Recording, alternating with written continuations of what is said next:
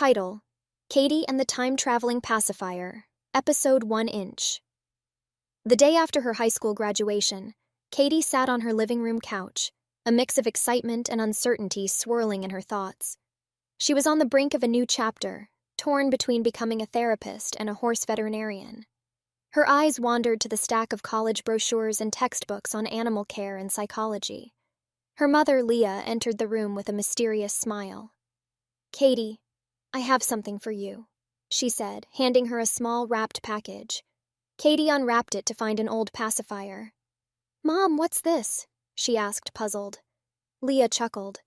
"It's not just any pacifier, Katie. It's the one you couldn't part with as a baby. Legend says it has magical powers." Katie laughed, not taking her mother seriously. "Sure, Mom. Magical powers." What Leah didn't know was that Katie secretly still found comfort in pacifiers, a childhood habit she never outgrew. Days later, Katie discovered an old photo album. She flipped through the pages, stopping at a picture of her first day of second grade, pacifier in mouth. On a whim, she placed the pacifier in her mouth and closed her eyes, remembering that simpler time. When she opened her eyes, everything had changed. She was sitting in a second-grade classroom, her body small and her surroundings familiar yet distant.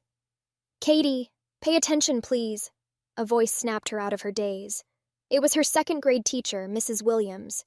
Katie stuttered, Yes, Mrs. Williams. Sorry." During recess, Katie encountered her old bully, Isaac Mosley. He sneered, "Look at the loser with her baby pacifier."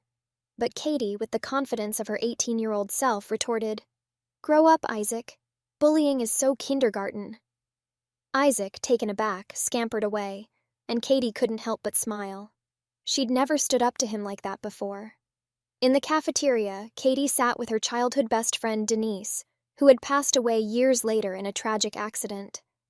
Tears welled up in Katie's eyes as she looked at her friend, alive and well.